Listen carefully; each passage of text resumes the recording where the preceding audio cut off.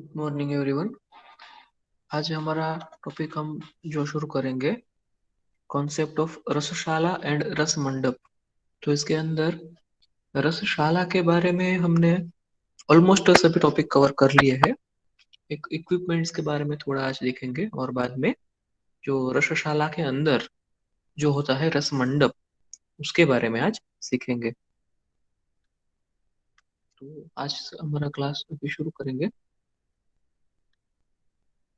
हमने रसशाला क्या होती है, वहां पे क्या काम होता है, पारद कर्म, औषधि निर्माण, वो देखा था। या उसको हम कैसे कंपेयर कर सकते हैं हमारे मॉडर्न टर्मिनोलॉजी के साथ, अभी के समय की टर्मिनोलॉजी के साथ। तो उसमें हमने उसको फार्मास्यूटिकल लेबोरेटरी, जहाँ पे ऐसी लेबोरेटरी जहाँ पे दवाई बनाई जाती है, या फिर डायरेक्टली ड्रग मैन्युफैक्चरिंग यूनिट, उसके साथ हमने कंपेयर किया था। फिर उसका प्लेस कैसा होना चाहिए ना, कहाँ पे ये होना चाहिए रसशाला, कहाँ पे हमें बनाना चाहिए। तो ये श्लोक जो है, आतंक रहित देशे वाला श्लोक, दोनों ही रसशाला प्रकुरुत वाला श्लोक, दोनों ही आप ये पांचों लाइन बाय हार्ट जरूर करिए। फिर है बिल्डिंग ऑफ रसशाला। जो बिल्डिंग है वो कैसा होना चाहिए, उसके अंदर क्या क्या रूम वगैरह, क्या क्या फोटोग्राफ्स वगैरह, क्या क्या मशीन्स वगैरह, तो ये सभी हमें यहाँ पे रेफरेंस मिलता है। फिर उसका प्लान, तो इसे हमने पूरा डिटेल में देखा कि कौन सी दिशा में कौन सा काम, कौन सा कर्म होना चाहिए। और कल होमवर्क भी दिया था, तो काफी सारे स्टूडेंट्स ने होमवर्क किया है। जिन्होंने नहीं किया है उनको नाम लेके मैं नहीं बोलने वाला, है ना, क्योंकि ये सब मेरे लिए नहीं है, आपके लिए है। तो करिए रोज का रोज ही होमवर्क। फिर सभी डायरेक्शंस खत्म होने के बाद हमें जाना है रस मंडप की ओर। लेकिन पहले हम कुछ इक्विपमेंट्स के बारे में आज सीखेंगे। तो ये जो इक्विपमेंट्स है उसके नाम बस जान लेते हैं। वैसे इसमें से बहुत सारे इक्विपमेंट्स, या फिर बोलेंगे कि बहुत सारे यंत्र हम डिटेल में भी पढ़ने वाले हैं, जो कि हमारे सिलेबस में है। यहाँ पे कुछ चीज मैं आपको पहले बताना चाहूंगा। इसमें जो श्लोक के अंदर से मैंने इसका श्लोक नहीं यहाँ पे ऐड किया, लेकिन उसमें से जो नाम ले लिए हैं, यहाँ पे लिख लिए हैं। तो इसमें जितने भी सारे यंत्र है या इक्विपमेंट्स है, इंस्ट्रूमेंट्स है, जो कुछ भी है, वो आज के समय में ऑलमोस्ट सारे के सारे उपलब्ध है, अवेलेबल सभी है। लेकिन हम जो यूज करते हैं वो इन ही सभी यंत्रों का मॉडिफाइड वर्जन यूज करते हैं। तो ये जो है अ, हमारे आज के समय में भी यूज में आते हैं, लेकिन हम इसको मॉडिफाई कर लिया है बहुत सारा। और पहले के समय में जब ये रसरत्न समुच्चय के अंदर लिखा गया, उस समय में या किसी भी रस ग्रंथ के समय में जब वो लोग यूज करते थे, तो वो आज के जैसे थोड़े एडवांस्ड यंत्र नहीं थे। तो उनके समय में कैसे यंत्र थे, वो भी अवेलेबल है, लेकिन वो सिर्फ हमारे पास डेमो के स्वरूप में, या मॉडल के स्वरूप में, या वीडियो फोटोग्राफ के स्वरूप में, इस तरह से अवेलेबल होते हैं। तो वो भी हम जानेंगे, क्योंकि श्लोक में तो उस तरह से लिखा रहेगा।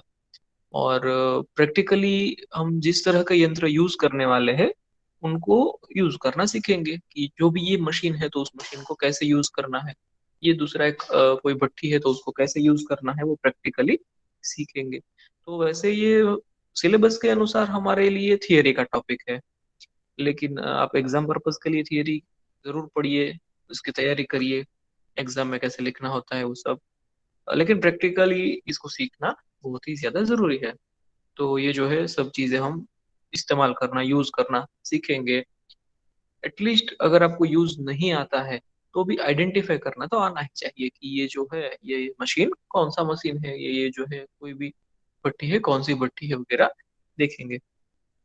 तो मैं नाम लेता जाता हूँ और इन शॉर्ट मैं समझाता जाता हूँ, क्योंकि डिटेल में तो यंत्र चैप्टर में ही हम पढ़ने वाले हैं।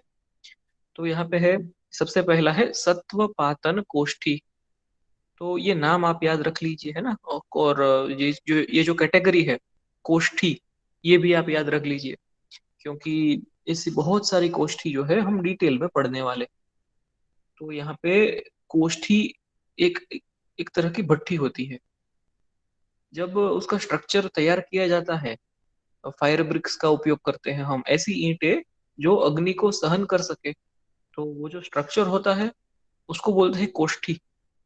और वो स्ट्रक्चर सिर्फ बनाया है तब उसको कोष्ठी बोलते हैं। लेकिन जब वो सचमुच में यूज में आ जाता है, हम उसमें अग्नि प्रज्वलित करते हैं, हमारा कर्म जो कुछ भी काम करना है वो शुरू करते हैं। और उसके साथ कुछ हवा देने वाला यंत्र भी फिट करते हैं। जैसे आपने शायद कहीं पे देखा होगा गांव में कि अग्नि जो है उसको संरक्षण करने के लिए, अग्नि को बनाए रखने बढ़ाने के लिए कुछ हवा देनी पड़ती है उसको, तभी जाके वो अग्नि जो है अच्छे से चलती रहती है। तो ऐसा कुछ व्यवस्था हम यहाँ पे करते हैं उस भट्ठी में। तो बाद में जो कोष्ठी है उसको हम बोल देंगे भ्राष्टी। तो भ्राष्टी शब्द शायद इस इक्विपमेंट्स के लिस्ट में नहीं है, लेकिन आपके सिलेबस में है और हम उसको भी सीखने वाले हैं। तो हमने भी यहाँ पे एक कोष्ठी बनाई है। वैसे यहाँ पे सत्वपातन कोष्ठी, सुरा कोष्ठी, भूमि कोष्ठी, ऐसी बहुत सारी अलग अलग कोष्ठी यहाँ पे नाम लिए लिखे हुए हैं। हमने जो बनाई है वो सर्वार्थकारी इस तरह से बनाई है। मतलब क्या है कि हम एक ही जो हमने स्ट्रक्चर तैयार किया है, इंफ्रास्ट्रक्चर एक ही तैयार किया है, लेकिन वो इस तरह से किया है कि उसका मल्टीपर्पज यूज कर सकेंगे हम। अगर हमें सत्वपातन करना है तो भी कर सकेंगे, अगर कुछ और काम करना है तो भी कर सकेंगे। तो वैसी जो है ये जो है सर्वार्थकारी भ्राष्टी हमने हमारे कॉलेज के राइट साइड में बनाई है। तो कॉलेज से गढ़का जाने का जो रास्ता है ना, उस दीवार के पास में तीन जो भट्ठी बनाई है उसमें जो सर्कुलर या राउंड शेप की जो है वो हमारी सर्वार्थकारी कुष्ठी या भ्राष्टी है। तो इसमें काम क्या करना होता है? तो सबसे पहला है सत्वपातन। सत्वपातन यानी कि क्या है? For extraction of metals and minerals. तो यहाँ पे क्या करना है? मिनरल्स, सबसे पहले हम मिनरल्स को देखते हैं। मिनरल्स यानी क्या? खनिज द्रव्य। खनिज द्रव्य मतलब खान में से, खदान में से जो हमें मिलता है, जैसे कि हमारे अभ्रक माक्षिक वगैरह द्रव्य हमें मिलते हैं। मैं उदाहरण लेता हूँ स्वर्ण माक्षिक का, है ना। तो स्वर्ण माक्षिक का जो हम उदाहरण लेते हैं, जस्ट सेकंड।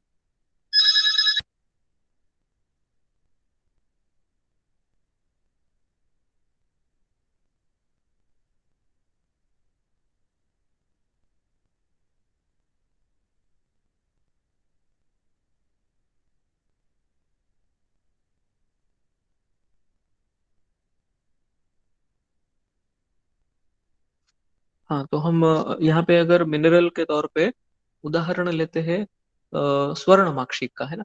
तो स्वर्ण माक्षिक जो है वो कॉपर आयरन सल्फाइड है। इसे हम द्रव्य के तौर पे उसको डिटेल में पढ़ेंगे हमारे पार्ट बी के अंदर, महारस चैप्टर के अंदर पढ़ेंगे।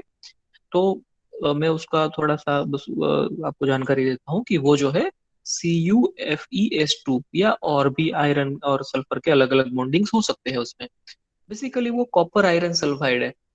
अभी अगर मुझे उसका सत्वपातन करना है, मतलब क्या है कि उसके अंदर जो बेस मेटल्स है, कॉपर है और आयरन है, तो मुझे कॉपर और आयरन एक्सट्रैक्ट करना है और सल्फर जो है उसको मुझे निकाल देना है ना। जो उसका बेस है वही मुझे चाहिए, वही उसका सत्व कहलाएगा। तो उसमें क्या करना होता है कि ये जो भट्टी है उसके अंदर हम रखते हैं मूषा। तो यहाँ पे आपको सेकंड लास्ट नाम दिखेगा, मूषा। मूषा यानी कि क्रूसिबल। जो क्रूसिबल वैसे आपने फिजिक्स की लेबोरेटरी में स्कूल में देखे होंगे, है ना। वहाँ पे सिरेमिक के क्रूसिबल्स हम फिजिक्स में यूज करते हैं। यहाँ पे हम कुछ और अलग तरह के क्रूसिबल यूज करते हैं, मिट्टी और कुछ और अन्य द्रव्य मिला के बनाए गए रहते हैं। तो बेसिकली वो एक तरह की कटोरी होती है।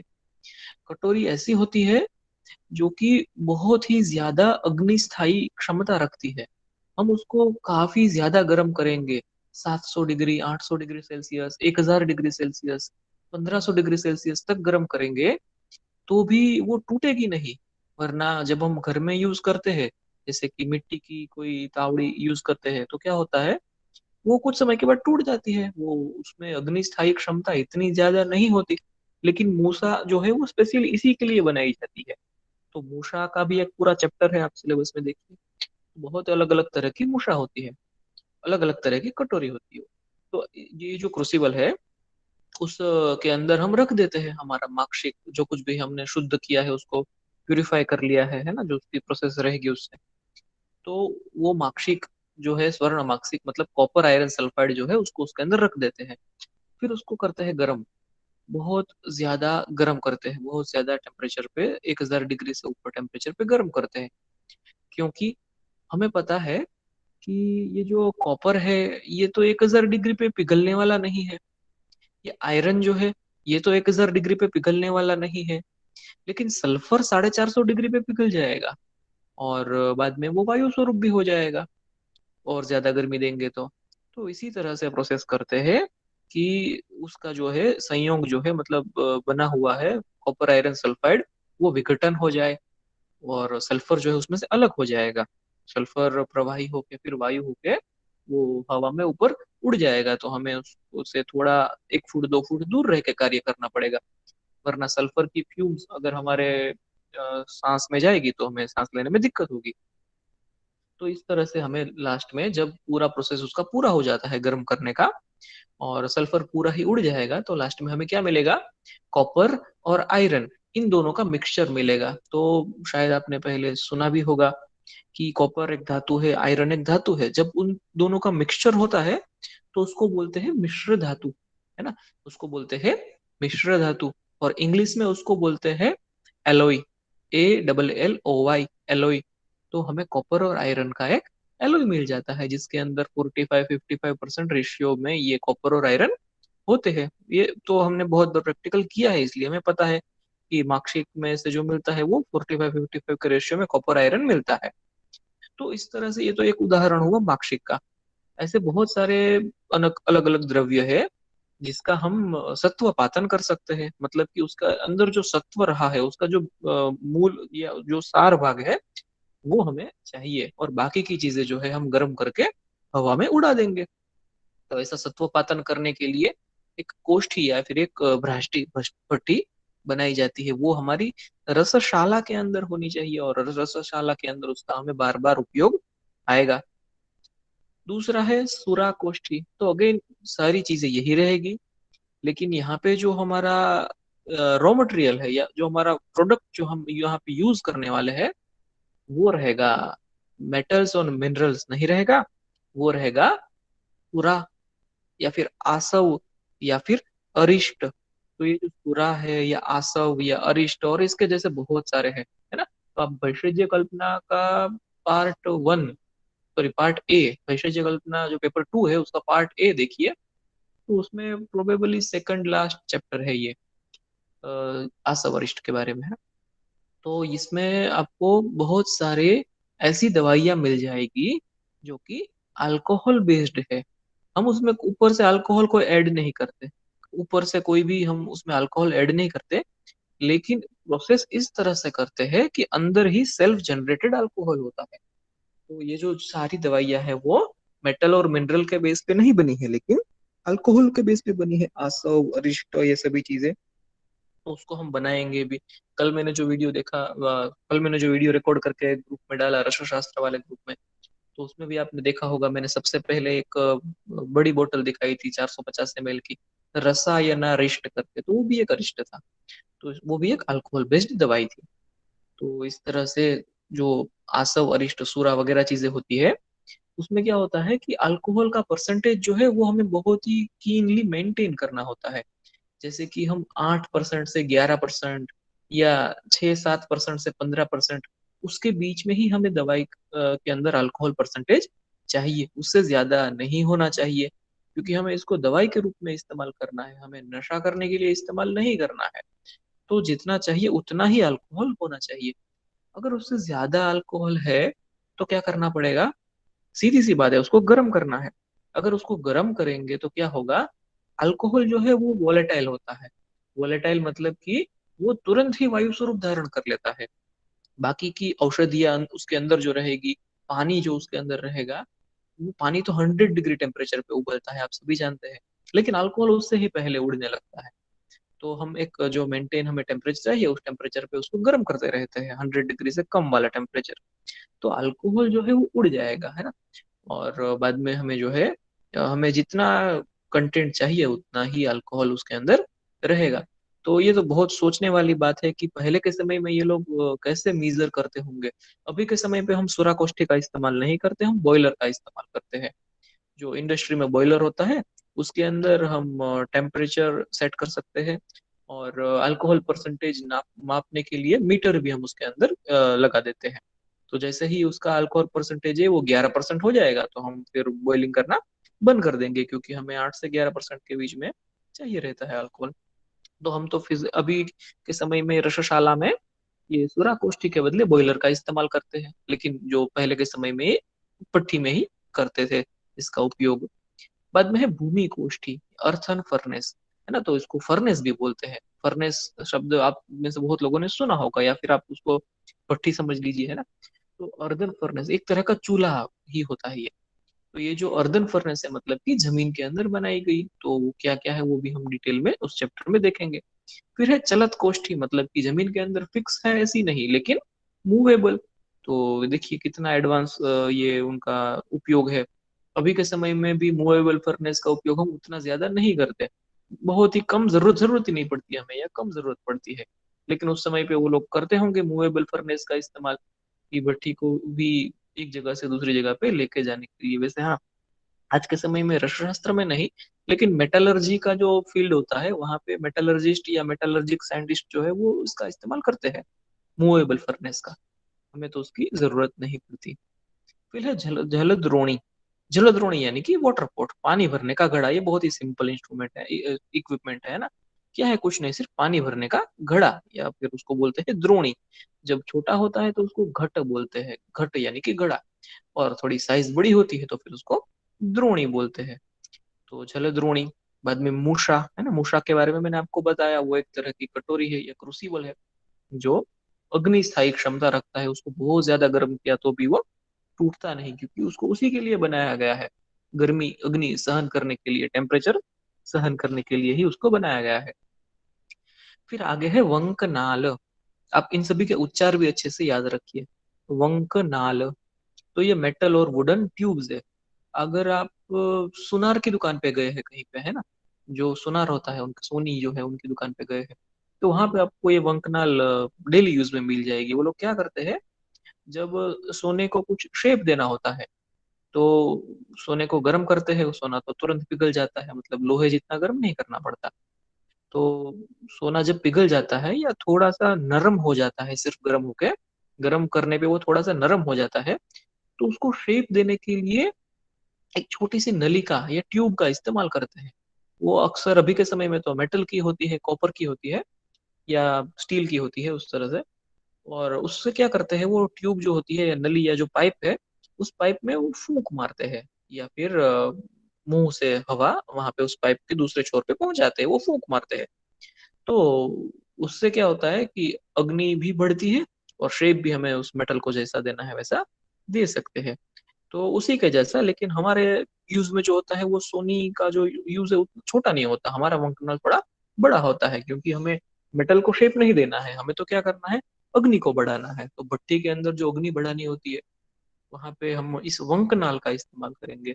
तो छोटे बेसिस पे वंकनाल भी चल सकती है, या फिर बड़े बेसिस पे अगर हमें काम करना है, तो हम क्या करते हैं, वहां पे ब्लोअर लगा देते हैं, हवा फूंकने वाला जो ब्लोअर होता है वो लगा देते हैं, तो उसका इस्तेमाल हम वहां पे करेंगे। फिर आगे बढ़ते हैं अ, दूसरे इक्विपमेंट से, जैसे कि vessels made from mud, would, stone, copper, iron, लेथर, मतलब कि बहुत सारे बर्तन जो मिट्टी से बनाए गए हैं, लकड़ी से बनाए गए हैं, पत्थर से, या फिर कुछ धातुओं से, जैसे कि आयरन, कॉपर से बनाए गए हैं, या फिर चमड़े से चमड़े, लेदर मतलब कि पशु का चमड़ा, उससे भी बनाए गए हैं। तो ऐसे वैसे भी बहुत सारे बर्तन का इस्तेमाल हम करते हैं। जैसे आप अभी द्रव्य गुण में ये हिंगू पड़ेंगे हमारे घर में, जो किचन में हींग होती है, तो वहाँ पे आपको ये लेदर के बर्तन के बारे में भी थोड़ा कुछ जानने मिलेगा। वो जो मशक में अफगानिस्तान से लेके आते हैं, तो वो हींग इस तरह से लेदर के बर्तन में लेके आते हैं। तो ऐसे बहुत सारी चीजों का इस्तेमाल हम करते हैं। फिर है दंडिका। दंडिका मतलब लकड़ी। जो हमारे पास जो कोई एक लकड़ी होती है जिसका हमें बहुत सारा अलग अलग उपयोग करना होता है, मल्टीपर्पज यूज के लिए वो। बाद में है शिला। शिला यानी कि पत्थर। अभी ऐसे तो कोई पत्थर का हमें यूज नहीं, लेकिन पत्थर का हम क्या यूज करते हैं कि उसके ऊपर कुछ चीज रख के घिसने के लिए उसका उपयोग करते हैं, है ना। तो हमारा जो सिलबट्टा होता है, या फिर पत्थर की बहुत सारी चीजें होती है जिसके ऊपर पत्थर जो है हम ऐसा अच्छी क्वालिटी का पत्थर लेंगे जो पत्थर खुद घिसे नहीं, है ना, और उसके ऊपर हम कोई चीज घिसे तो हम उसको अच्छे से घिस के यूज कर सकेंगे। जैसे कि समझ लीजिए मेरे पास कुछ नीम के पत्ते हैं, तो मुझे वो नीम के पत्ते सिलबट्टे के पत्थर के ऊपर रख के मैं ऊपर घिसूंगा, तो उसमें से जो है रस निकल के वो एकदम लुगदी जैसा या पेस्ट जैसा बन जाएगा। तो ऐसे ये तो एक यूज हुआ, ऐसे बहुत सारे यूज हो सकते हैं पत्थर या फिर शिला के। फिर उसके बाद है उलूखल यंत्र, पाउंडिंग एपरेटस। तो अगेन पहले में ही एक दो क्लास पहले भी मैंने आपको बताया था, हमारे घर में जो होता है मोर्टार एंड पेस्टल या फिर जिसको गुजराती में बोलते हैं खायणी दस्तो, वही चीज है ये उलूखल यंत्र। अभी इसके बारे में तो हम डिटेल में भी पढ़ेंगे यंत्र चैप्टर में। तो पाउंडिंग एपरेटस कोई भी बड़े टुकड़ों को छोटे टुकड़ों में बदलने के लिए ये उपयोग में आता है।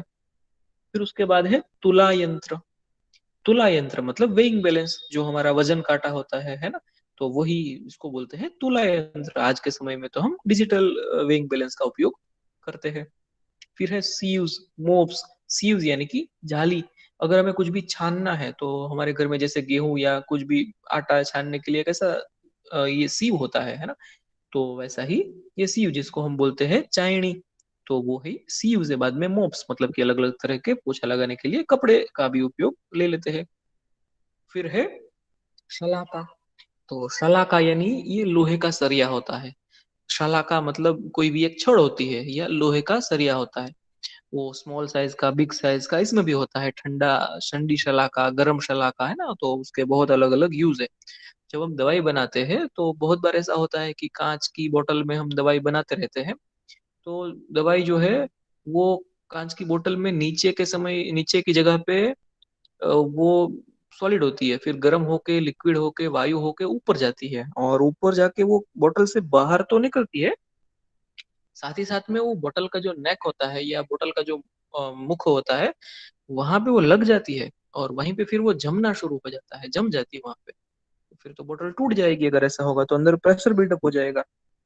तो ऐसा ना हो उसके लिए फिर अंदर बोतल के अंदर क्या है, इंग्रेडिएंट्स की स्थिति क्या है, वो चेक करने के लिए बहुत और भी बहुत सारे काम है जहाँ पे हम लोहे के सरिये का इस्तेमाल करते हैं। तो ये हो गई शलाका। तो ये हमारा यूज है शलाका का। फिर अगर आप जाके फोर्थ ईयर में जाएंगे शालाक्य तंत्र में, तो वहां पे और भी बहुत सारे प्रोब्स होंगे, वो उनका ईएनटी का अलग काम रहेगा। ये हमारा अर्थशास्त्र का शलाका का यूज है। फिर आगे है मृत्तिका, यानी कि मिट्टी।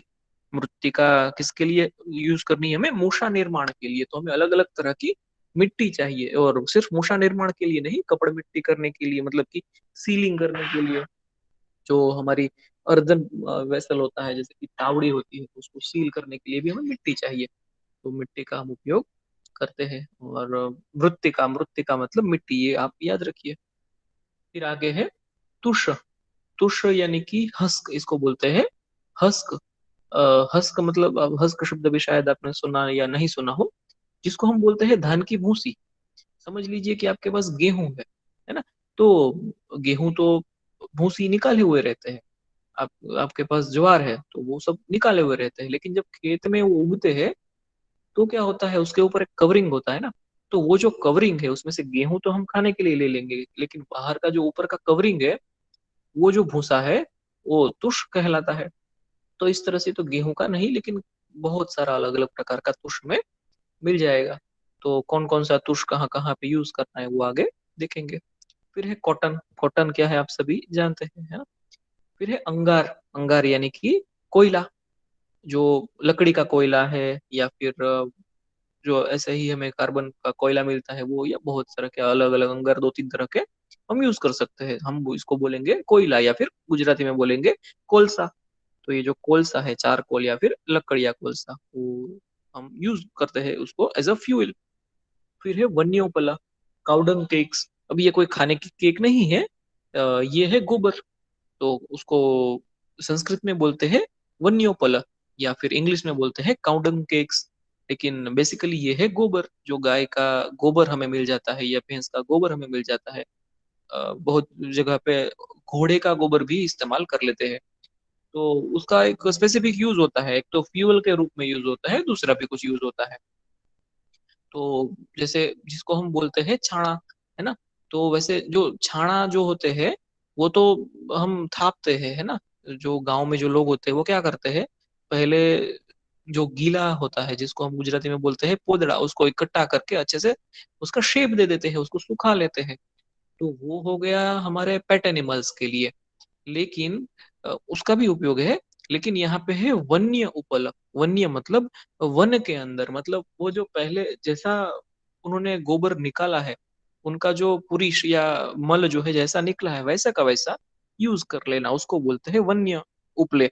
और भी बहुत सारे उपले होते हैं, हिंदी में भी उसको उपले ही बोलते हैं, तो संस्कृत में भी और हिंदी में भी उपले ही बोलते हैं। तो ऐसे बहुत सारे उपले जो है हम यूज में ले सकते हैं, एज अ फ्यूल यूज में ले सकते हैं, बाद में उसको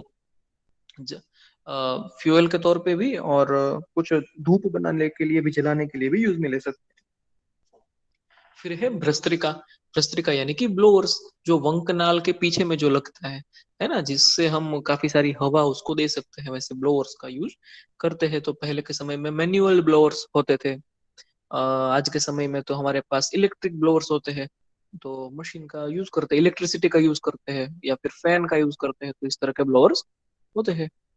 फिर एक इम्पोर्टेंट चीज है उत्तम औषधि, हमारे सभी metals, animal origin drugs, herbal drugs, sand यानी कि रेती, ऐसी बहुत सारी चीजों का हमें उपयोग करना होता है। हाँ, रेती का भी, सैंड का भी, अलग अलग प्रकार के पत्थर का भी हम उपयोग करते हैं दवाई बनाने में। वनस्पतियों का तो, हर्बल ड्रग्स का तो करते ही है। एनिमल ओरिजिन बहुत सारी चीजें हम यूज में लेते हैं, जैसे कि हिरन का सींग हम यूज में लेते हैं, बाद में हिरन की जो कस्तूरी होती है वो यूज में लेते हैं, बाद में बहुत से प्राणियों का अलग अलग जो उनके शरीर में से कहीं ना कहीं से द्रव्य मिलता है, कहीं किसी का चमड़ा, सांप जो होते हैं उसके तो कांचली, बाद में और भी बहुत सारी है। तो हम ये सब पढ़ने वाले हैं, आप द्रव्य गुण में भी ये पढ़ने वाले हैं, और रस भेषज में भी ये पढ़ने वाले हैं। तो एनिमल ओरिजिन और हर्बल ड्रग्स और बस बहुत सारी मेटल्स का भी उपयोग करते हैं दवाई बनाने के लिए। फिर कूपी। कूपी यानी कि ग्लास बोतल। तो जो कांच की कूपी होती है, मतलब ग्लास बोतल होती है, जिसका हम कूपी पक्व रसायन बनाने में उपयोग करते हैं, तो वो कूपी। अगर आपने अल्कोहल की बोतल देखी होगी, है ना, शायद बॉयज में से किसी ने देखी होगी कहीं पे, या अपने वीडियो में या कहीं पे भी तो देखी होगी।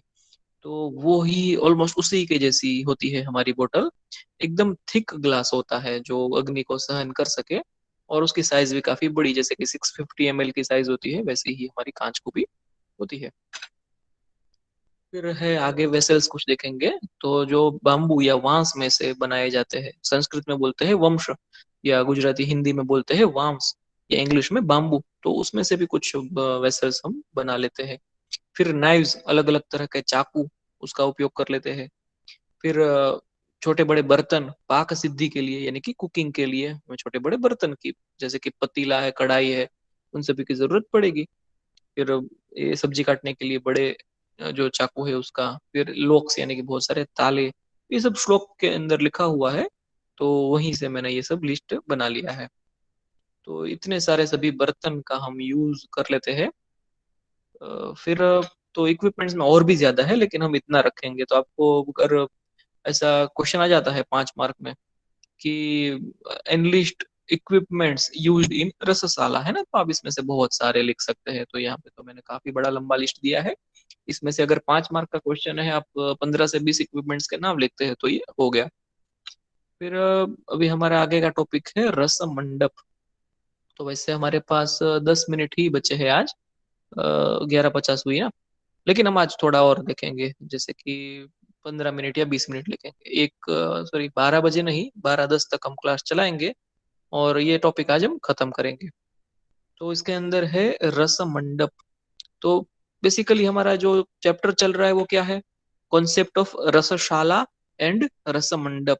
तो रसशाला के बारे में हमने बहुत कुछ देख लिया, वो कहाँ पे क्या कैसे होती है, उसके अंदर कौन कौन से इक्विपमेंट्स होते हैं, इंस्ट्रूमेंट्स होते हैं, वो भी आज डिटेल में देख लिया। अभी आगे जाते हैं हम यहाँ पे रस मंडप के बारे में। तो ये क्या है, क्या ये रस मंडप, वो आज देखेंगे और सीखेंगे, जानेंगे। तो जो रस मंडप है, वो रसशाला के अंदर ही बनाई हुई एक जगह होती है। रसशाला में अलग अलग दिशाओं में तो बहुत कुछ आपने देख लिया, ये इस दिशा में वो काम करना है, इस दिशा में वो कमरा बनाना है, वगैरह वगैरह देख लिया। लेकिन बीच में क्या बनाना है वो तो बताया ही नहीं वहां पे। बीच में तो हमने सिर्फ ऐसा रसशाला लिख दिया, है ना। बीच में जो सबसे मेन जगह है, अलग अलग दिशाओं में तो बहुत कुछ बता दिया, लेकिन बीच में क्या बनाना, जो मेन सेंटर एरिया है वहां पे क्या बनाना, या मेन काम क्या करना, वो तो हमने बताया ही नहीं। तो वही होता है रस मंडप।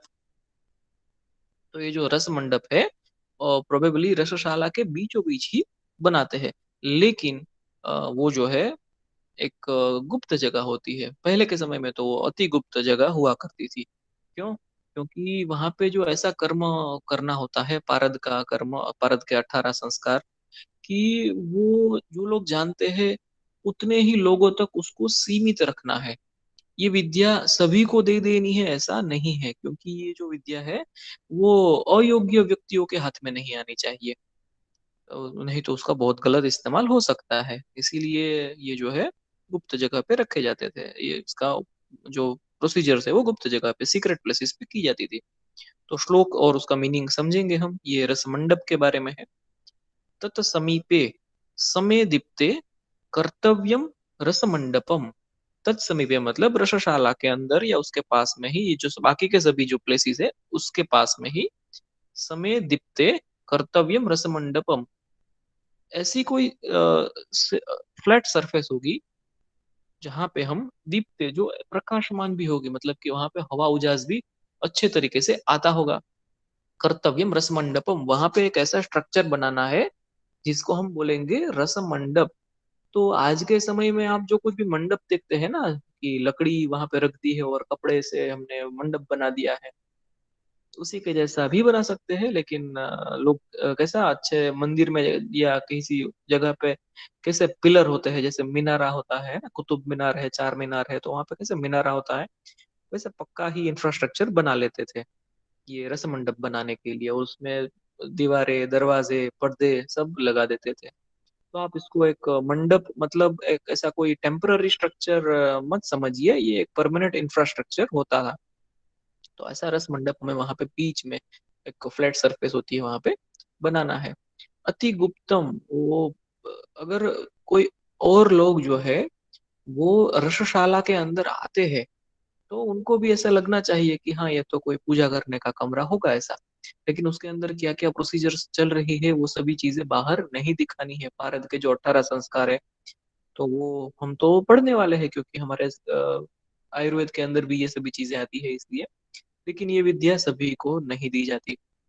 तो ये जो है अति गुप्त यानी कि वेरी सीक्रेट रखी जाती है। फिर है विस्तीर्णम। और विस्तीर्णम यानी कि काफी उसका ब्रॉड एरिया होता है, तो उसका जो लेंथ एंड विड्थ होता है वो अच्छा लंबा चौड़ा होता है। मतलब कि वहां पे ऐसा नहीं है कि छोटे से कमरे में सब कुछ प्रोसीजर करना है, काफी बड़ी जगह उसको दी जाती है। कपाटार्गल शोभितम। कपाटार्गल शोभितम मतलब क्या है कि वहां पे जो पिलर्स है वो बनाए जाते हैं, बड़े दरवाजे बनाए जाते हैं। अगर दरवाजे नहीं बनाए तो वहां पे पर्दे बनाए जाते हैं। तो इस तरह के जहाँ पे जरूरत पड़ती है वहां पे पिलर या फिर दरवाजे, या फिर दरवाजा नहीं तो पर्दा, इस तरह की सारी चीजें वहां पे होती है। बाद में है ध्वज छत्र वितानाड्यम पुष्पमाला विलिम्बितम।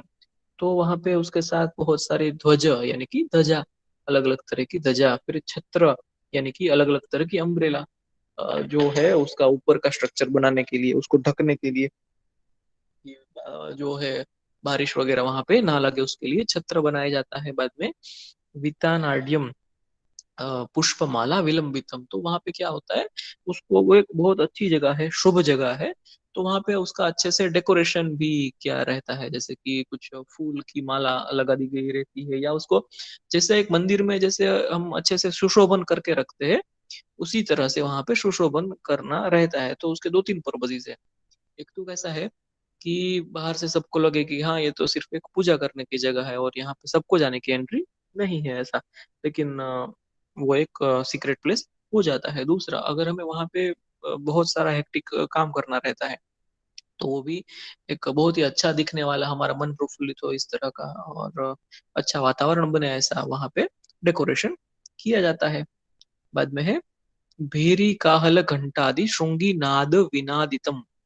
तो वहां पे जैसे मंदिर में हम शंख बजाते हैं या फिर घंट बजाते हैं, या फिर दूसरे भी बहुत सारे अभी तो ऑटोमेटिक इंस्ट्रूमेंट्स भी आ गए हैं आवाज उत्पन्न करने के लिए, ध्वनि उत्पन्न करने के लिए। तो ऐसे ही बेल होता है, फिर ड्रम, या फिर ये जो है ढोल होता है या डमरू होता है, या फिर दूसरे भी बहुत सारे म्यूजिकल इंस्ट्रूमेंट्स होते हैं, उनसे आवाज निकलती रहनी चाहिए। ऐसा ऐसा सतत चालू होना चाहिए। तो ऐसा क्यों करना है? तो बहुत उसके भी दो तीन पर्पज है। जैसे कि एक तो जो है उसका वातावरण जो है वो मंगलमय बना रहे उसके लिए। दूसरा जो है वहां पे जो कुछ भी बातचीत होती है वो बाहर में ना जाए, तो उसको सीक्रेट रखने के लिए। तो ऐसा है उसका। और कुछ मंत्र उच्चार होते हैं तो उसके साथ साथ ये, तो इस तरह के जो नाद है वो भी जरूरी रहते हैं, उसकी फ्रीक्वेंसी जरूरी रहती है। तो ये सभी वहां पे होते हैं। बाद में है भू समाहा, मतलब कि एक जो फ्लैट सरफेस है वहां पे तत्र कर्तव्या सुदृढ़ दर्पणोपमा। तो नीचे की जो जमीन की जो सरफेस है, पहले के समय में ऐसा तो था नहीं कि टाइल्स बिछा देते हैं। तो वहां पे क्या है कि इस बाकी की सभी जगह में अगर कच्ची जमीन होगी, पक्की होगी, जो कुछ भी होगा, लेकिन जो रस मंडप के अंदर जो जमीन होगी वो तो दर्पणोपमा, एकदम मिरर के जैसी शाइनिंग, एकदम फ्लैट होनी चाहिए। उसको एकदम परफेक्ट जमीन बनाना चाहिए। क्योंकि बहुत बार स्पिलेज होता है, मतलब कि हमारे जो कुछ भी लिक्विड मेटल्स, मर्क्यूरी जैसे और भी द्रव्य होते हैं, अगर वो गिर जाएंगे जमीन के अंदर, खराब हो जाएंगे वो, है ना। तो वहां पे एकदम फ्लैट सरफेस, एकदम दर्पणोपमा, बहुत ही अच्छी सुदृढ़ ऐसी जो है हमें वहां पे जमीन बनानी है। तो वो रस मंडप के अंदर ये करना रहता है, इस तरह की जमीन बनानी रहती है। आगे है तन्मध्ये वेदिका रम्या कर्तव्य लक्षणान्विता। तो वेदिका या वेदी, ये शब्द आपने सुना होगा। कोई भी एक जगह पे हम स्टेज बना लेते हैं, स्टेज ही बोलते हैं उसको, कि बीच में एक जगह पे, जैसे आपने मंदिर में, मस्जिद में, चर्च में, सब जगह पे ये देखा होगा, है ना, कि एक थोड़ा सा आधा फुट, एक फुट हाइट के ऊपर एक स्टेज होता है। वहां पे जो कोई भी हमें खास कर्म करना होता है या कोई वहां पे भाषण करना होता है, वो वहां पे रहता है। तो बीच में वहां पे एक अच्छा सा रम्या, मतलब कि अच्छा जो दिखने वाला होता है, ऐसा एक स्टेज हम बना लेते हैं। और जो वो स्टेज है, अभी वहां पे तो किसी को चढ़ के बैठना नहीं है, लेकिन वो जो स्टेज है वहां पे हम रसलिंग की स्थापना करते हैं। मतलब शिवलिंग की नहीं, लेकिन रसलिंग बोलते हैं। तो हम महेश्वर नहीं, रसेश्वर बोलते हैं, है ना। तो शिवलिंग नहीं, हम रसलिंग बोलते हैं। शिवलिंग का ही स्वरूप होता है, लेकिन वो मर्क्यूरी से बनाया हुआ रहता है। तो वो जो रसलिंग है उसकी स्थापना करने के लिए हमें वहां पे बीच में स्टेज बनाना होता है, तो उसी को बोलते हैं वेदिका। तो ये सभी रस मंडप के बारे में हमने जान लिया। वैसे ही संस्कृत में है सिर्फ श्लोक, ऐसा नहीं है, यहाँ पे सारी चीजें ट्रांसलेटेड भी है, तो आपको बुक में भी यही चीजें मिलेगी। मैंने बुक में से ही लिया है ये सब कुछ। और यहाँ पे भी रखा है, तो मैंने अभी ही जो कुछ भी बोला वही सारी चीजें यहाँ पे लिखी हुई है, आपको पीडीएफ में या फिर इस वीडियो के अंदर भी यूट्यूब में मिल जाएगी। फिर आगे, एक minute.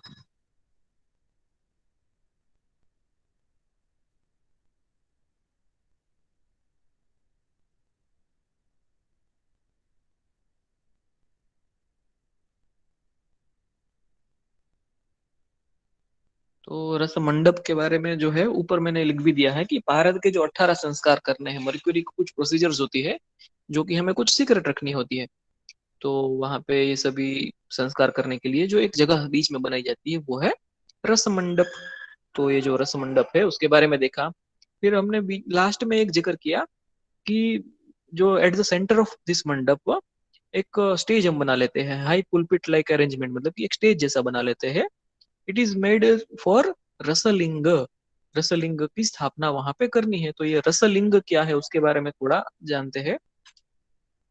Preparation of rustling, rustling कैसे बनाते हैं, है ना। तो यह भी यहाँ पे ना एक मर्क्यूरी की प्रोसीजर है, काफी इंटरेस्टिंग है। तो वैसे तो अब जब प्रैक्टिकली अगर आप करना चाहेंगे तो हम बनाएंगे। वैसे अभी ही ये बहुत ही अच्छी सीजन है, नींबू अभी बहुत ही सस्ते हैं। तो अभी के समय में या फिर कभी भी विंटर सीजन में ही ये रसलिंग बनाने का काम करना चाहिए, वरना बाद में वो महंगे हो जाएंगे। हमें तो काफी सारा नींबू का रस इसमें डालना होता है। तो मैं बताता हूँ इसकी प्रोसीजर क्या है। मर्क्यूरी लिक्विड है, ये आप सभी जानते हैं। अभी मर्क्यूरी को हमें बनाना है लिक्विड में से सॉलिड। वो सॉलिड बनेगा तभी तो वो एक शेप को प्राप्त करेगा, है ना, वरना तो लिक्विड का तो कोई शेप नहीं होता। वो तो लिक्विड को तो जिसमें भरते हैं वैसा उसका शेप हो जाता है, लेकिन हमें सॉलिडिफाइड करना है मर्क्यूरी को। तो कल भी मैंने कुछ फोटो डाले थे, है ना, रसशास्त्र के ग्रुप में आपने देखे होंगे कि वो हरसिंगार के पत्ते के रस के साथ हमने मर्दन करके मर्क्यूरी को बांध लिया है, वो मर्क्यूरी था एक्चुअली, जो फोटो है वो मर्क्यूरी था, लेकिन वो मर्क्यूरी सॉलिडिफाइड हो चुका था, उस वो घनीभूत हो चुका था मर्क्यूरी, लिक्विड नहीं रहा था। अगर हमें मर्क्यूरी को लिक्विड में से सॉलिड बनाना है तो हमें टेम्परेचर लेके जाना पड़ता है बहुत नीचे, 0 से भी कम। लेकिन हमने रूम टेम्परेचर पे ही मर्क्यूरी को बांध लिया, मर्क्यूरी को सॉलिडिफाई कर लिया। तो क्या किया उसमें, बेल के पत्ते का, बिल्व पत्र का हमने रस मिलाया था, या फिर हरसिंगार के पत्ते का रस मिलाया था। वो फोटोज मैंने आपको भेजे। हाँ, वो मैंने नहीं किया था, मैंने इंटरनेट से ही लिए थे वो फोटोज। लेकिन जिन्होंने किया था उन्होंने काफी डिटेल में उसके बारे में वर्णन लिखा था उस फोटोग्राफ के साथ। तो वैसे उसका तो कोई खास शेप नहीं था, उनको कुछ और प्रोसीजर के लिए उन्होंने ये बनाया था, तो बाद में उसका उपयोग कर लेने वाले थे। लेकिन यहाँ पे हमें शिवलिंग के जैसा इसका शेप देना है, रसलिंग यानी कि शिवलिंग के जैसा ऐसा जैसा इसका शेप देना है, तो अच्छे से शेप में बना के उसको रखना है। तो प्रोसीजर दी है यहाँ पे, कैसे है, निष्कत्रयम हेमपत्रम। हेमपत्र, हेम यानी कि सोना, जो गोल्ड होता है उसका एक सिनोनिम है हेम। तो हेमपत्र, सोने का बहुत ही पतला, एकदम पतरा, या फिर जो बोलेंगे सोने का वरक, है ना। तो गोल्ड को तो हम वरक बना सकते हैं, आप सभी जानते हैं। गोल्ड को, सिल्वर को हम वरक बनाते हैं, हम मिठाई के ऊपर भी उसको लगाते हैं। तो हेमपत्र, सोने का एकदम बहुत ही पतला जो है, हम लेयर बना लेते हैं। और ऐसे कितने क्वांटिटी में लेना है, निष्क त्रयम। अब ये जो निष्क है, ये एक तरह का यूनिट है मेजरमेंट का, वजन मापने का। तो अभी के समय में हम मेजरमेंट के कौन सा यूनिट यूज करते हैं, ग्राम, किलोग्राम, है ना। तो पहले के समय में कुछ और यूनिट यूज होते थे, जैसे कि तोला, है ना, तोला मतलब 12.5 ग्राम वगैरह जैसा होता है। तो उससे भी पहले जो संस्कृत में जो लिखते हैं उसको निष्क बोलते थे। तो ये निष्क मतलब 12 ग्राम के अप्रोक्सीमेटली वो होता है। तो निष्क त्रयम, निष्क त्रयम मतलब कि 3 निष्क, मतलब कि 12 ग्राम इंटू 3, त्रयम। तो हमें 36 ग्राम सोना लेना है। अभी सोच लीजिए 36 ग्राम सोने की कीमत कितनी होगी, है ना, 1 लाख रुपए से तो ज्यादा होगी। तो निष्क त्रयम हेमपत्रम, रसेंद्रम नवनिष्ककम। रसेंद्रम, रसेंद्र यानी कि मर्क्यूरी। तो मर्क्यूरी जो है वो नवनिष्क, नवनिष्क यानी कि 12 ग्राम इंटू 9, मतलब कितना हो जाएगा वो, 108 ग्राम। तो 108 ग्राम जो है हमें मर्क्यूरी लेना है। तो 108 ग्राम मर्क्यूरी और 36 ग्राम सोने के वरक, उन दोनों को मिला के अम्लेन मर्दयेत यामम, अम्लेन मर्दयेत यामम। अम्लेन, अम्लेन मतलब कि खट्टे रस के साथ, जैसे कि नींबू का रस है या फिर दूसरे भी खट्टे फल होते हैं उनके रस के साथ। मर्दयेत, मर्दयेत मतलब कि उसको मिक्स करता रहना है, उसको ग्राइंड या फिर ट्रिचुरेट या फिर लेविगेट करता रहना है। यामम, मर्दयेत यामम, यामम यानी क्या है, ये एक समय का माप है। अभी हम समय किस में मापते हैं, सेकंड में, मिनट में, आवर्स में, है ना, इस तरह से मापते हैं। तो पहले के समय में कुछ और टर्मिनोलॉजीज थी, वहां पे था याम। याम यानी कि 3 घंटे। तो आप ये याद रखिए, याम यानी कि 3 घंटे, 3 घंटे का जो समय होता है उसको बोलते हैं एक याम।